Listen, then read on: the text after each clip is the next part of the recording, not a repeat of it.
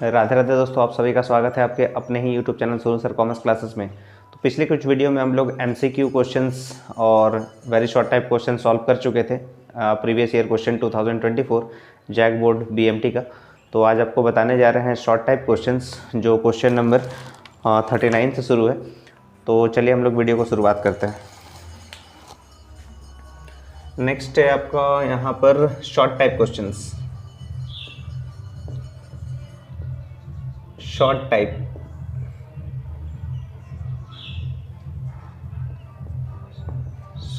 Questions में पहला question है यानी क्वेश्चन नंबर 39। क्वेश्चन नंबर 39 में लिखा गया है कि the monthly salary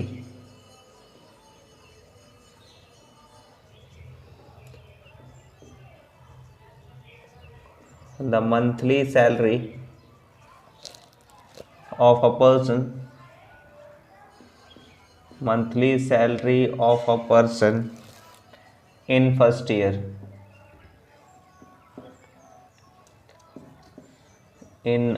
first year rupees 300 per month. He gets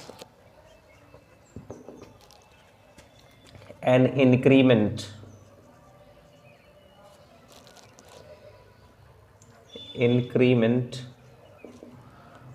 of rupees 20 per year. What were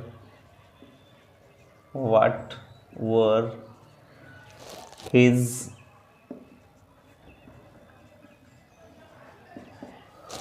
total earnings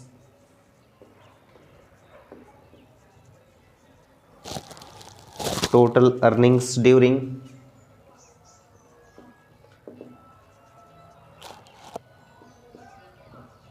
10 years of service? बहुत ही इम्पॉर्टेंट क्वेश्चन है जो प्रीवियस ईयर 2024 में जो पूछा गया था बीएमटी के लिए। तो monthly salary of a person in first year में बोल रहा है कि 300 रुपये पर मंथ था। तो 300 रुपये पर मंथ था मतलब ए आपको दिया हुआ है 300 इंटू 12, मतलब उसका मंथली सैलरी यानी पूरा ईयर का था 3600 और 20 रुपये पर ईयर के हिसाब से उसका इंक्रीमेंट होता है, मतलब डिफरेंस है आपका। ये डिफरेंस जो है वो है 20 का और 10 ईयर्स में बोल रहा है कि अगर वो सर्विस देता है तो टोटल अर्निंग्स उसके पास कितना होगा, टोटल अर्निंग्स क्या होगा उसका, यानी एसएन क्या होगा। तो यहाँ पर एन आपको दिया गया है 10 ईयर्स और एसएन क्या होगा, टोटल का मतलब क्या होता है एसएन होता है। तो एसएन का फॉर्मूला क्या होता है, एसएन का फॉर्मूला होता है n/2 2a plus n-1 into D होता है। तो n का मतलब हो गया यहाँ पर 10 डिवाइडेड बाई 2 इंटू a का वैल्यू है 3600 प्लस n का वैल्यू हो गया 10-1 और जो डिफरेंस है वो है 20 का। ये 5 टाइम्स में कैंसिल हो गया तो 5 लिख दीजिए। 3600 इंटू 2 यानी 7200 प्लस 10 में से एक गया 9, 9 गुना 20, 9 गुना 20 का मतलब हो गया 180 और यहाँ पर लिखेंगे 5, ब्रैकेट हटा दीजिए, इनटू का साइन दीजिए तो ये हो जाएगा आपका 7380। अब इसको मल्टीप्लाई करिएगा, एक्सक्यूज मी, 5 × 40 19 36,900 रुपीज़ का उनका टोटल अर्निंग्स होगा 10 साल के सर्विस में। ठीक है, तो उम्मीद है क्वेश्चन आपको समझ में आ गया था। मंथली सैलरी आपको दिया हुआ है 300 यानी पर मंथ पूरे साल भर का। तो 300 इंटू 12 किया तो 3600 आ गया। ए डिफरेंस बोला गया था 20 रुपया पर ईयर, एन बोला था यानी 10 साल में कितना उसके पास टोटल अर्निंग्स होगा। तो इस तरह से एसएन का फॉर्मूला अप्लाई करके 36,900 आपका पहला का आंसर होगा क्वेश्चन नंबर 39 का शॉर्ट टाइप। ये आपको टोटल जो है आपको 8 क्वेश्चन देता है जिसमें सब कुछ 6 क्वेश्चन आपको सॉल्व करना रहता है और हर एक के लिए आपको 3 मार्क्स मिलता है। तो ये लिख लीजिए, फिर आगे बताते हैं आपको क्वेश्चन नंबर 39 के बाद 40।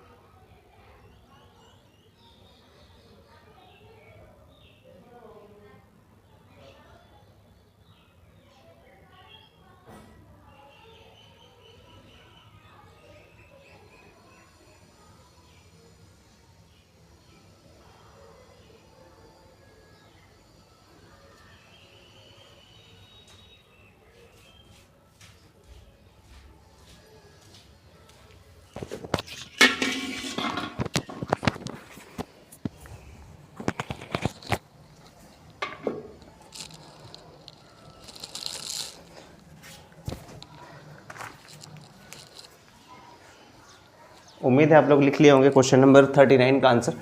तो आगे बताते हैं आपको क्वेश्चन नंबर 40।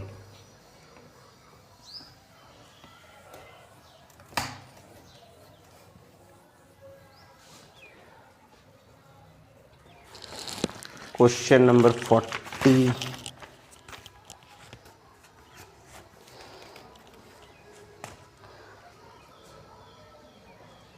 क्वेश्चन नंबर 40 में दिया गया है कि इन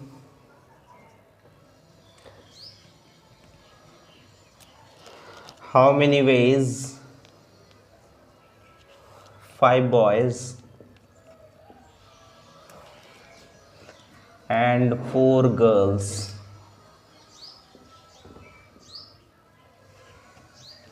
can be seated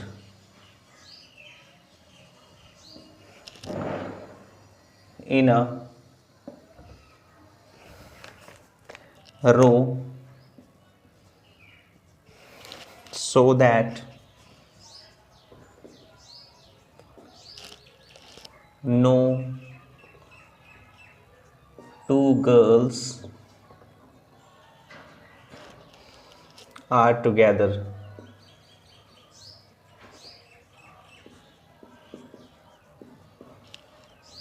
मतलब क्या हुआ कि in how many ways 5 boys and 4 girls can be seated in a row so that no 2 girls are together. मतलब जो 5 बॉयज़ है और 4 गर्ल्स है उनको रो में एक जगह बैठना है, और जबकि ये ध्यान रखना है कि 2 गर्ल्स यानी 2 लड़कियां एक साथ ना बैठे। ठीक है, तो इस तरह क्वेश्चन आपको दिया गया है। तो इसको पहले देखिए, 5 बॉयज़ जो है पहले लिख लेते हैं बॉयज़ के लिए। तो इनिशियल का यूज़ करते हैं बी। ये पहला बॉयज़, दूसरा, तीसरा, चौथा, 5वां बॉयज़। 5 बॉयज़ है, 4 गर्ल्स है, तो एक साथ नहीं बैठना है। तो यहाँ अगर वो एक साथ बॉयज़ एक साथ बैठ सकते हैं, गर्ल्स जो होंगे यहाँ पर एक गर्ल्स को यहाँ एडजस्ट कर देते हैं, एक गर्ल हो गया।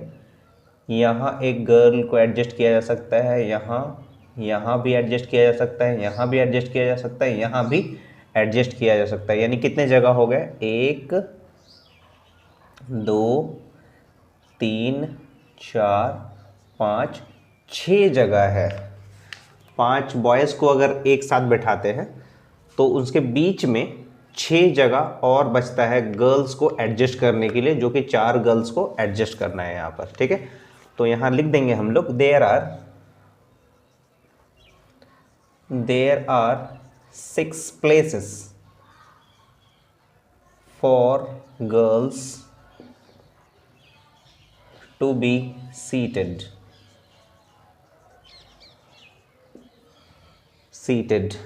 That's why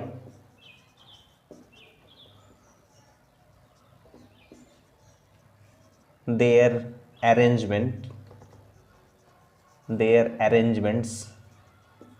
should be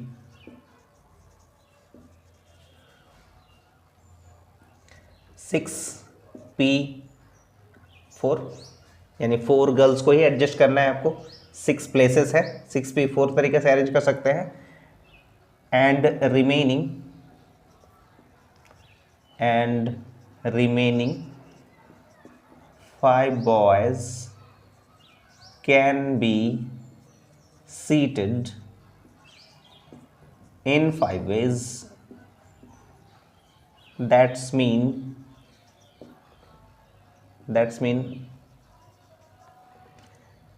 5P5 तरीका से आप अरेंज कर सकते हैं।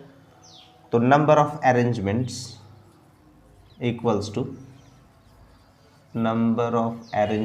Equals to 6P4 into 5P5। तो इसको लिखने का तरीका रहेगा 6 फैक्टोरियल, 6 माइनस 4 यानी 2 फैक्टोरियल इंटू। उम्मीद है आपको परम्यूटेशन का जो कॉन्सेप्ट बताया तो आपको समझ में आ गया था, जिस समय मल्टीपल चॉइस क्वेश्चंस और very short type question solve कर रहे थे।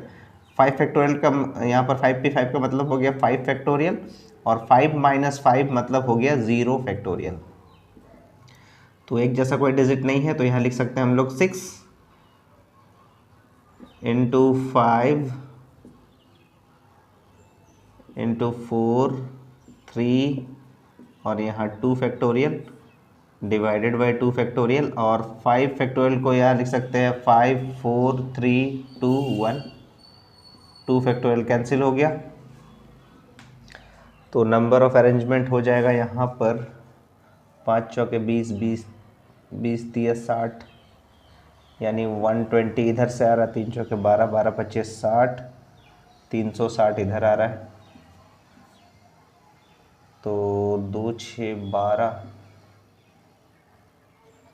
72 36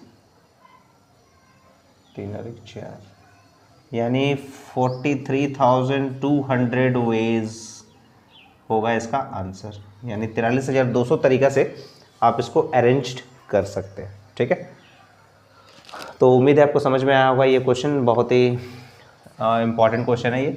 तो इस तरह से आप अरेंज कर लीजिएगा, 5 बॉयज़ हो या 6 बॉयज़ हो, 4 गर्ल्स 5 गर्ल्स जो भी बोला गया है, लेकिन यहाँ बोला जाता है कि 2 गर्ल्स नो सीटेड टुगेदर। तो इस तरह से आप इसको पहले अरेंज कर लीजिएगा और स्टेटमेंट लिखकर इसको सॉल्व कर लीजिएगा। इस तरह से आप इसको बहुत ही आसानी से सॉल्व कर सकते हैं। ठीक है, उम्मीद है आपको समझ में आया होगा। आगे बढ़ते हैं क्वेश्चन नंबर 41, तब तक आप लिख लीजिए, उसके बाद आपको बताएंगे 41।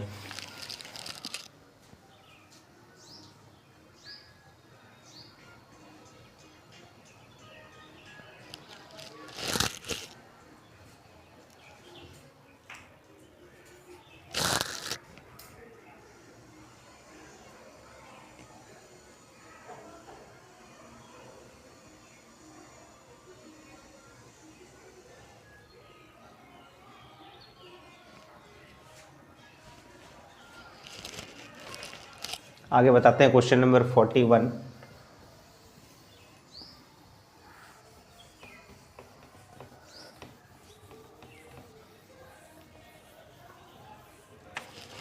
तो क्वेश्चन नंबर 41 में दिया गया find the value of determinant.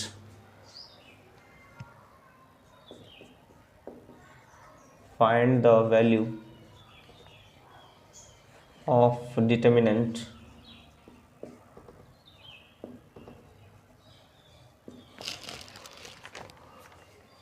Question इस तरह से है, A H G H B F F G और C, इस तरह से लिखा हुआ है। तो इसको इस तरह से सही से लिख लेते हैं यहाँ पर AHG HB FG और C। तो ये डिटर्मिनेंट का सवाल है, तो इसको आप प्लस माइनस प्लस या तो रो वाइज या कॉलम वाइज किसी भी तरीके से सॉल्व कर सकते हैं। तो रो वाइज इसको अगर सॉल्व करते हैं तो लिखेंगे प्लस A, तो प्लस A अगर लेते हैं तो इसका एलिमेंट्स क्या होगा देख लीजिए, यानी A जिस कॉलम में लिखा हुआ है उस कॉलम का एक भी डिजिट मत लीजिएगा, और A जिस रो में लिखा हुआ है वहाँ से कोई भी एलिमेंट्स नहीं लेंगे। तो क्या क्या एलिमेंट्स बच गया आपका, B बच गया, F बच गया, G बच गया और C बच गया। अगर हम माइनस H लेते हैं तो क्या क्या एलिमेंट बचेगा बताइए। तो H अगर लेते हैं तो उस कॉलम में कोई भी एलिमेंट्स मत लीजिएगा, उस रो में कोई भी एलिमेंट्स मत लीजिएगा। तो क्या क्या एलिमेंट्स बच गया, H G और C। प्लस F अगर लेते हैं तो क्या क्या एलिमेंट्स लेंगे हम लोग, यानी F जिस कॉलम में है वहाँ से कोई एलिमेंट मत लीजिएगा, F जिस रो में है वहाँ से कोई एलिमेंट मत लीजिएगा। तो क्या क्या एलिमेंट बच गया, H G B और F। तो इसमें हम लोग क्या करते हैं, क्रॉस मल्टीप्लाई करते हैं। A B को C से मल्टीप्लाई कीजिएगा तो B C हो जाएगा, फिर माइनस का साइन होता है और लिखने का तरीका होगा F G, अरेंज करके लिख दिए, माइनस H लिखते हैं। अब इसको मल्टीप्लाई करेंगे तो C H हो जाएगा, मल्टीप्लाई कर माइनस G को G से मल्टीप्लाई करेंगे तो G स्क्वायर हो जाएगा, प्लस F। अब H और F को मल्टीप्लाई करेंगे तो F H लिखिएगा अरेंज करके, माइनस और यहाँ पर हो जाएगा B G। तो यहाँ से आप A को मल्टीप्लाई कीजिएगा तो A B C हो जाएगा, minus A F G, minus H को अगर सी एच से मल्टीप्लाई कीजिएगा तो सी एच स्क्वायर हो जाएगा, और माइनस माइनस यहाँ पर प्लस हो जाएगा और G स्क्वायर H हो जाएगा, प्लस F को एफ एच से मल्टीप्लाई कीजिएगा तो F स्क्वायर H हो जाएगा, प्लस माइनस में माइनस B F G हो जाएगा। ठीक है, तो यहाँ एक जैसा कोई तो है नहीं यहाँ पर सॉल्व अरेंज करने लायक, तो आप यही आंसर लिख सकते हैं। तो ये आपका आंसर हो जाएगा, आगे तो सॉल्व होगा नहीं। तो ये आपका 41 का डिटर्मिनेंट का आंसर है, देख लीजिए आप लोग। और नेक्स्ट आपको बताएंगे 42 का, तब तक इसको लिख लीजिए।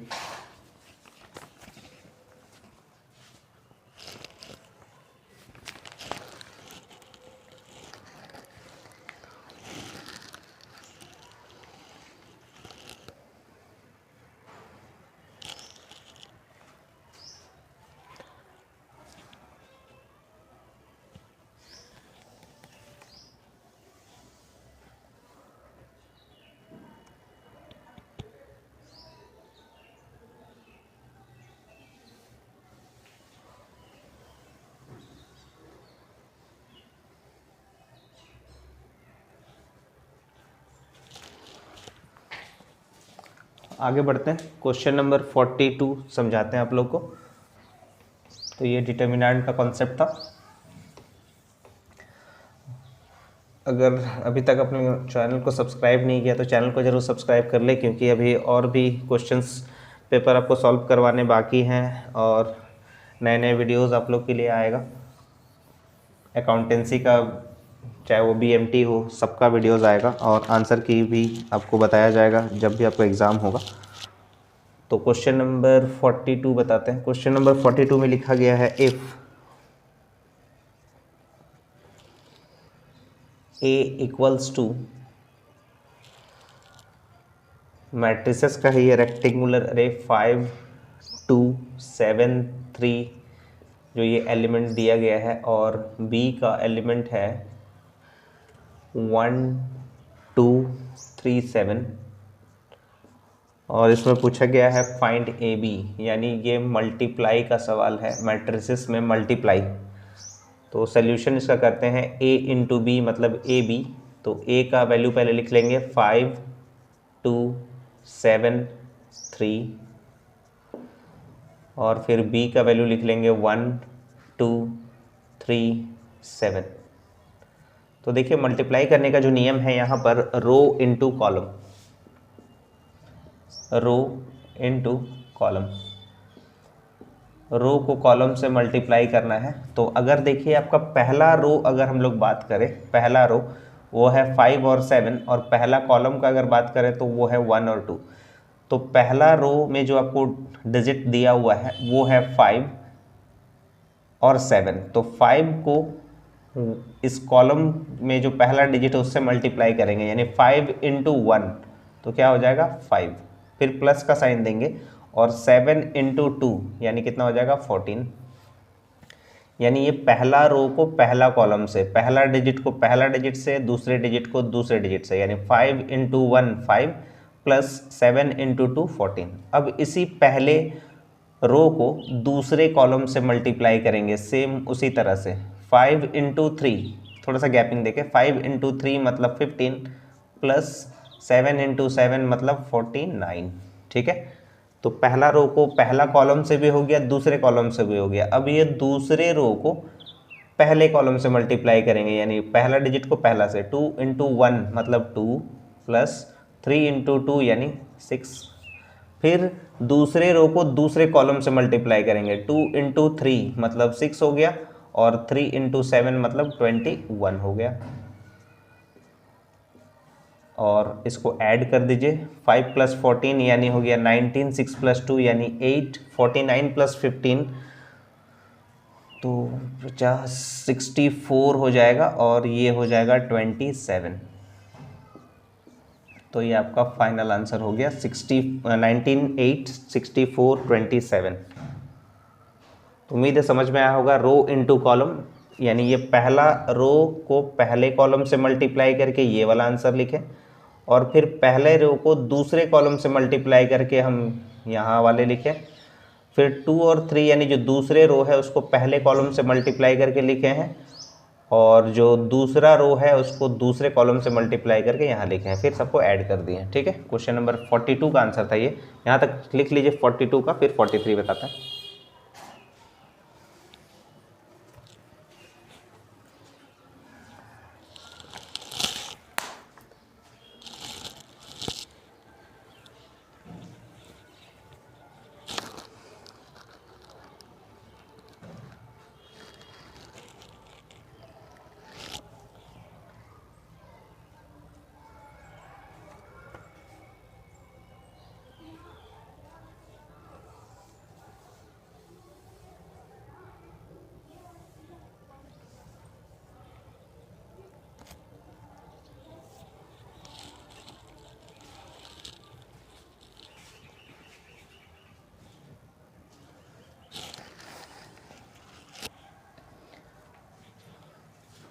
उम्मीद है आप लोग समझ गए होंगे। क्वेश्चन नंबर 42 का मैट्रिसेस का सवाल था। आगे बताते हैं 43। प्रैक्टिस करते रहिए, एग्ज़ाम फरवरी में है आप लोग का।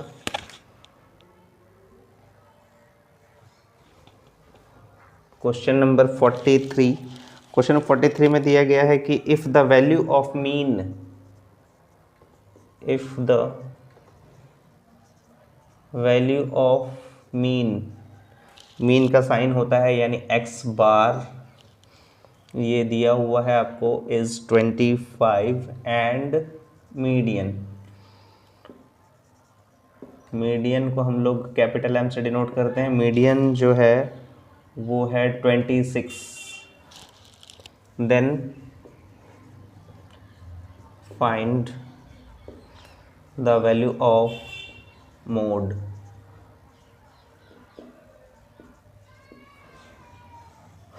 तो मोड का फॉर्मूला याद रखिएगा, यानी z equals to 3 median minus 2 mean, ये फॉर्मूला होता है।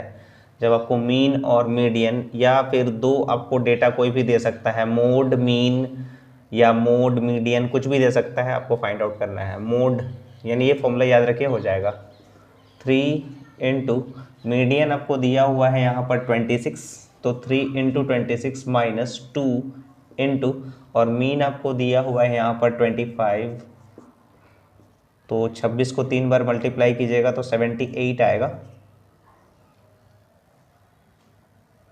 और 25 को 2 बार मल्टीप्लाई कीजिएगा तो 50 आएगा, और इन दोनों को माइनस कर दीजिएगा तो ये आएगा 28। तो आपका आंसर हो गया 28। आसान सा सबको सवाल दिया गया था ये, 3 मार्क्स आपको ये अगर बना लेते हैं तो आपको मिल जाएगा 43 के लिए। यहाँ तक लिख लीजिए, फिर आगे बताते हैं।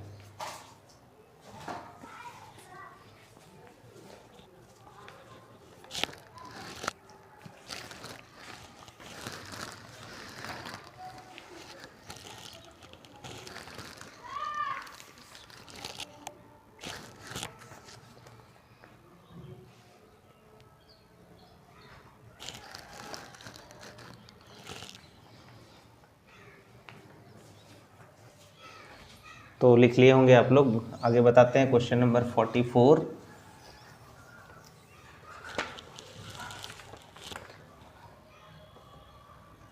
क्वेश्चन नंबर 44 में दिया गया है इफ, यानी ए, यानी सेट ए आपको दिया हुआ है यहाँ पर 1 2 3 7, 1 2 3 एंड 7। इसी तरह से आपको सेट बी दिया हुआ है, तो सेट बी का जो वैल्यू है वो है 2 3 5 7, 2 3 5 7, और उसी तरह से आपको सेट सी दिया हुआ है 2 4 6 8। फाइंड, क्या फाइंड आउट करने के लिए बोला गया है? Find A intersection B union A intersection C. तो आपको ये दोनों निकालना है, तो पहले आप निकाल लीजिए ए इंटरसेक्शन बी, उसके बाद निकालिएगा ए इंटरसेक्शन सी। तो पहले ए इंटरसेक्शन बी निकालते हैं, तो सेट ए का जो वैल्यू है पहले वो लिखते हैं, फिर समझाते हैं कॉन्सेप्ट। 1 2 3 7 ये सेट ए का वैल्यू है। फिर आपको बोला गया था इंटरसेक्शन, सेट बी का वैल्यू है 2 3 5 7। तो ए और बी का इंटरसेक्शन का मतलब होता है जो मैचिंग एलिमेंट्स है उसी को आपको लिखना है। तो मैचिंग एलिमेंट्स क्या है? यहाँ से 2 मैच कर गया तो 2 लिखेंगे, 3 मैच कर गया तो 3 लिखेंगे, और एक 7 मैच कर गया तो 7 लिख देंगे। तो ये इंटरसेक्शन का कॉन्सेप्ट है। और यूनियन का कॉन्सेप्ट क्या बताया था आपको? सबको मिला के एक साथ लिखना, लेकिन रिपीटेड डेटा को नहीं लिखना है। रिपीटेड डेटा को सिर्फ एक ही बार लिखना है, ठीक है ना। और यहाँ पर रिपीटेड डेटा को लिखना है, और इस तरह से आप ए इंटरसेक्शन बी का वैल्यू फाइंड आउट कर लिए 2 3 7। इसी तरह से आप ए इंटरसेक्शन सी को निकालिए, ए इंटरसेक्शन सी। तो ए का जो वैल्यू है वो है 1 2 3 7। फिर इंटरसेक्शन सी का जो वैल्यू है वो है 2 4 6 8। तो इंटरसेक्शन का मतलब क्या बताए थे? Matching elements. तो देखें यहाँ से 2 मैच कर गया, फिर यहाँ से 3 मैच नहीं कर रहा, ना ही 7 मैच कर रहा, तो बस ये 2 हो जाएगा आपका ए इंटरसेक्शन सी के लिए। इंटरसेक्शन में क्या बताया? जो मैचिंग एलिमेंट्स होगा वही लिख सकते हैं, और यूनियन में सबको लिखना है, मैचिंग एलिमेंट्स को सिर्फ एक ही बार लिखना है। अब आपको पूरा फाइनल बताते हैं। A intersection B union A intersection C, दोनों का जो वैल्यू आया है वो लिख दीजिएगा। ए इंटरसेक्शन बी का वैल्यू आया है 2 3 7 यूनियन, और ए इंटरसेक्शन सी का वैल्यू आया है 2। तो यूनियन का मतलब होता है सबको एक साथ लिखना है। यहाँ भी 2 है, यहाँ भी 2 है, तो एक बार आप 2 लिख दीजिए, फिर 3 लिख दीजिए, फिर 7 लिख दीजिए। यानी यूनियन का मतलब हो गया सबको एक साथ लिखना। तो ये आपका फाइनल आंसर हो गया A intersection B union A intersection C का, क्वेश्चन नंबर 44 का।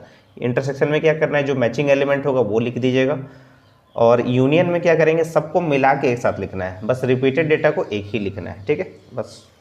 तो क्वेश्चन नंबर 44 लिख लीजिए, फिर आगे बताते हैं 45।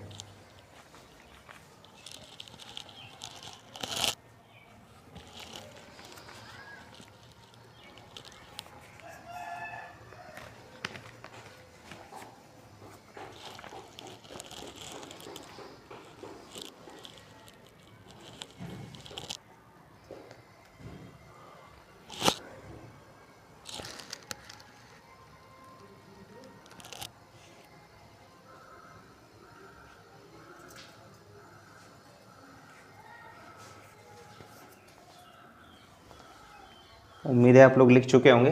44 का आंसर आपको समझ में भी आ गया होगा। क्वेश्चन नंबर 45 देख लेते हैं क्या दिया हुआ है।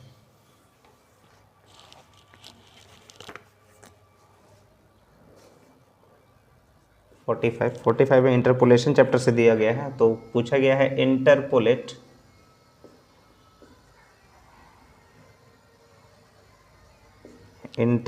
The missing value, interpolate the missing value.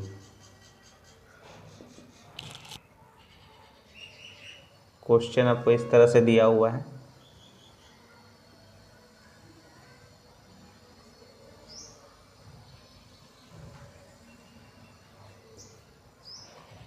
x लिखा हुआ है और y लिखा हुआ है, जिसमें लिखा हुआ है पहला 50, फिर लिखा हुआ है 80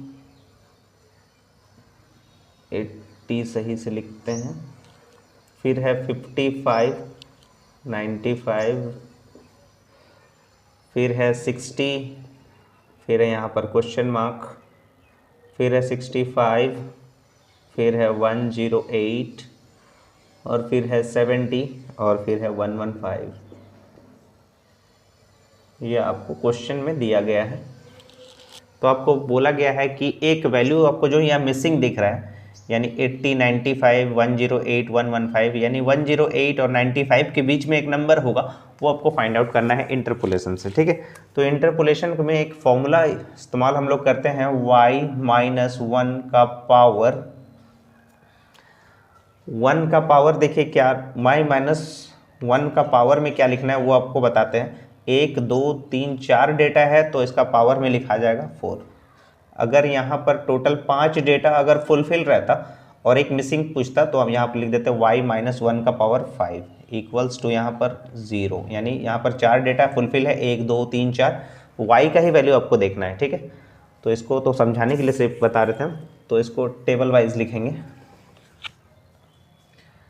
सोल्यूशन करेंगे तो यहाँ x का एक कॉलम लिख लीजिएगा, एक y का कॉलम लिख लीजिएगा। तो ये 50, 55, 60, 65, फिर हो गया 70, यहाँ हो गया 80, 95, डैश कर दीजिए 108 और 115। ठीक है ना, तो इसको आप लोग लेंगे y0, y1, y2, y3 और ये y4। ठीक है, तो फॉर्मूला देखिए कैसे क्रिएट करते हैं हम लोग, y-1 का पावर 4 इक्वल्स टू 0।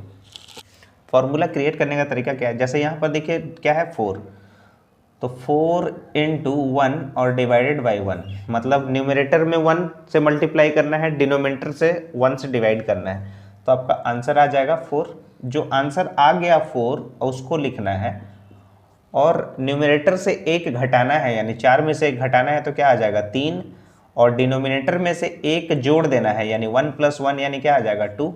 अब इसको सॉल्व कीजिएगा तो 2 2 जब 4 में कैंसिल हो गया तो आपका नया आंसर आ गया 6। तो जो आंसर आ चुका है 6 इंटू 4 में 1 घटा दिए तो 3 आया था, अब 3 में से 1 घटा दीजिए तो क्या आ जाएगा 2, और यहाँ 1 जोड़े थे तब आया था 2, 2 में 1 जोड़ दीजिए 3, 3 2 जा 6, यानी 2 2 जा क्या हो जाएगा 4 हो जाएगा। जो आंसर आ चुका है उसको दोबारा लिखिए, 4 इंटू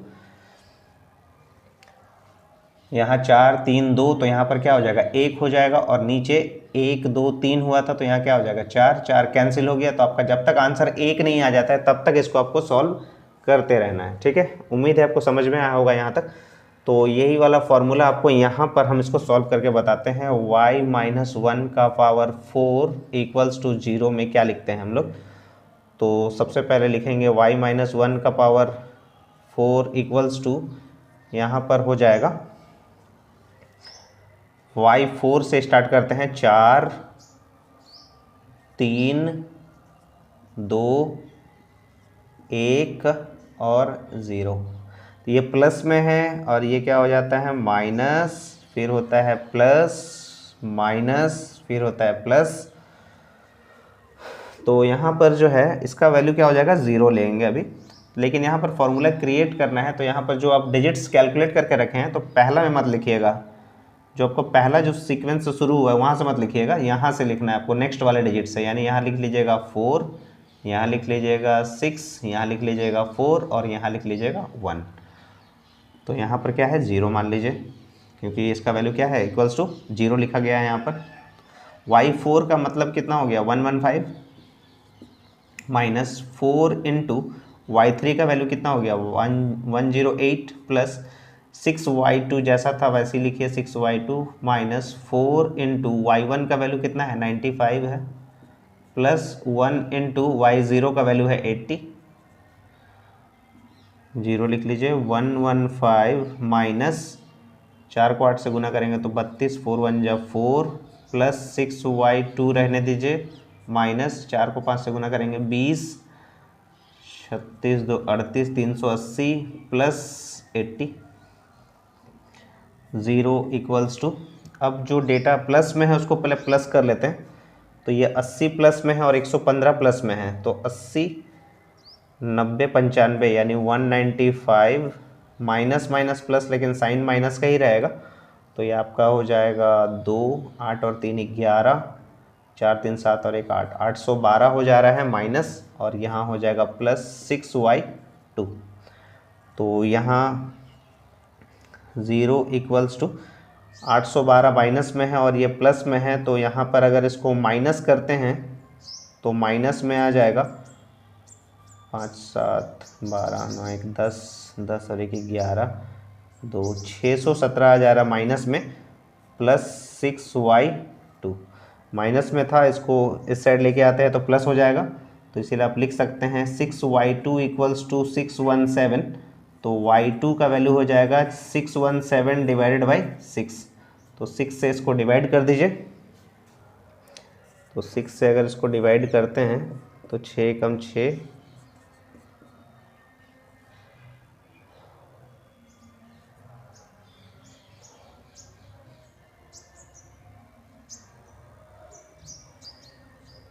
6 दूनी 12,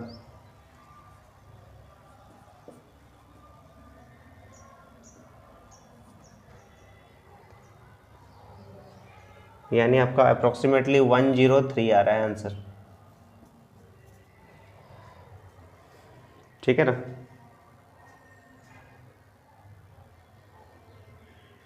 तो अप्रोक्सीमेटली आपका जो है यहाँ पर आ जा रहा है 103। तो ये इस तरह से इसको सॉल्व करना है। तो ये फॉर्मूला उम्मीद है आपको क्रिएट करना सीख गए होंगे। 1 2 3 4 डेटा था इसीलिए यहाँ पर 4 लिखे, और सबसे पहले लिखा जाता है 4 इंटू 1/1। ये कॉन्सेप्ट सिर्फ याद रखिएगा। जो आंसर आएगा उसको लिखना है, ऊपर से 1 घटाना है, नीचे में 1 जोड़ते जाना है, यानी न्यूमरेटर में 1 घटाना है, डिनोमिनेटर में 1 जोड़ना है। इस तरह से इसको क्रिएट किया जाता है। ठीक है ना। तो ये आपका था क्वेश्चन नंबर 45, इसको लिख लीजिए, फिर आगे बताते हैं last question 46।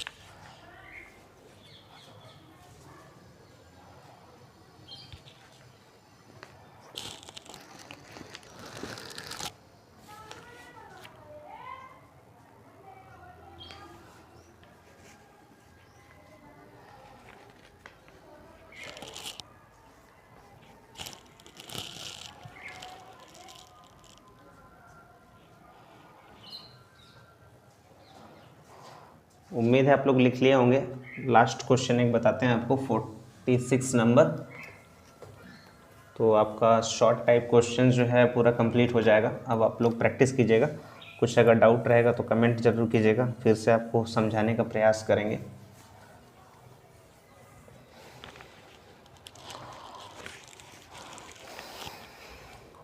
Question number 46 last question है। पूछा गया find the value of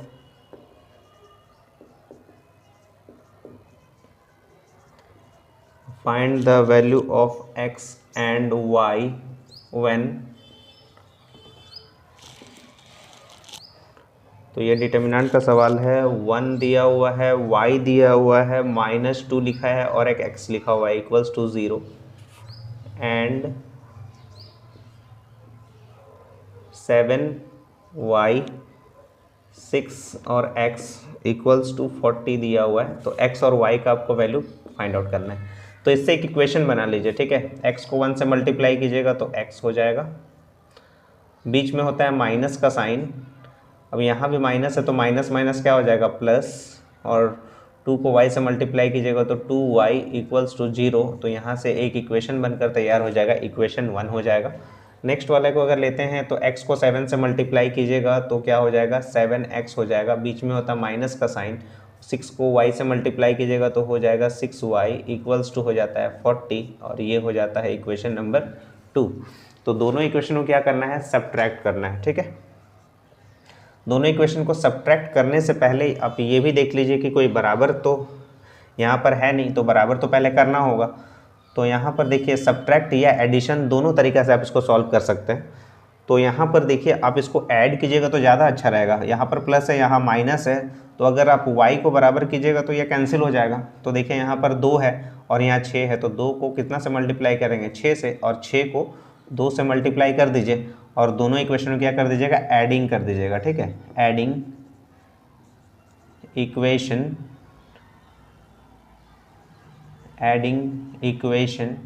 1 and 2। Subtract भी कीजिएगा तो भी आएगा आंसर आपका, एडिंग भी कीजिएगा तो भी आपका आंसर आएगा। 6 को x से मल्टीप्लाई कीजिएगा तो क्या आ जाएगा, 6x प्लस 6 को 2y से मल्टीप्लाई कीजिएगा तो 12y आ जाएगा, इक्वल्स टू 6 को 0 से मल्टीप्लाई कीजिएगा तो 0 हो जाएगा। अब 2 को 7 से मल्टीप्लाई कीजिएगा तो 14x हो जाएगा, माइनस 6 को 2 से मल्टीप्लाई कीजिएगा तो 12y हो जाएगा, इक्वल्स टू 40 को 2 से मल्टीप्लाई कीजिएगा तो 80 हो जाएगा। और यहाँ पर ये प्लस माइनस में कैंसिल हो गया, 14 और 6 हो जाएगा 20x, इक्वल्स टू यहाँ हो जाएगा 80, तो x का वैल्यू आ जाएगा 80/20, तो ये x का वैल्यू आ गया 4। अब कोई भी इक्वेशन में पुट कर लीजिए, तो यहाँ पर आपको बताते हैं, पुटिंग द वैल्यू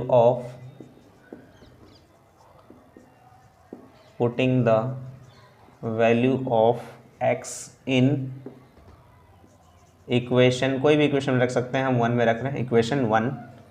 तो यहाँ x plus 2y equals to 0 है, तो यहाँ लिख लेते हैं x के बदले में 4 प्लस 2y इक्वल्स टू 0।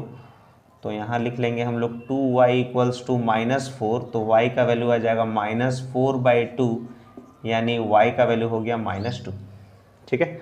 तो आपका x का आंसर आ गया 4, y का आंसर आ गया -2, इसीलिए आप बोल सकते हैं कि x का वैल्यू जो है वह 4 है और y का वैल्यू हो गया -2, ये आपका हो गया फाइनल आंसर, ठीक है। तो उम्मीद है आपको सारे क्वेश्चंस जो है वो समझ में आ गया होगा। क्वेश्चन नंबर 46 जो था ये वेरी शॉर्ट टाइप नहीं था, ये शॉर्ट टाइप क्वेश्चन था, और वेरी शॉर्ट टाइप भी पहले हम लोग कंप्लीट कर चुके हैं, वो 38 नंबर तक था। आज हम लोग क्वेश्चन नंबर 46 तक सॉल्व कर दिए। नेक्स्ट वीडियो में आपको बता देंगे लॉन्ग आंसर टाइप क्वेश्चंस। तब तक आप प्रैक्टिस कीजिएगा MCQ क्वेश्चंस, और MCQ क्वेश्चन का आपको प्लेलिस्ट में मिल जाएगा। अगर आप चैनल को अभी तक सब्सक्राइब नहीं किए हैं तो सोनू सर कॉमर्स क्लासेस को सब्सक्राइब कर लीजिएगा, ताकि आपको नए नए वीडियोज़ मिलता रहें। और जितना भी आपको अभी तक जो प्रीवियस ईयर क्वेश्चन 2024 में MCQ क्वेश्चंस बताए हैं, वेरी शॉर्ट टाइप क्वेश्चन बताए हैं, शॉर्ट टाइप क्वेश्चन बताए हैं, उसको प्रैक्टिस कर लीजिए। और इसी तरह से हम लोग 24 के बाद 2023 में जो क्वेश्चन आया था उसको भी सॉल्व करेंगे, और बाकी जो पेपर्स है और भी जो बचे हुए हैं उसको भी प्रैक्टिस करेंगे। और इसी तरह से जुड़े रहिएगा सोनू सर कॉमर्स क्लासेस के साथ। तब तक के लिए राधे राधे दोस्तों।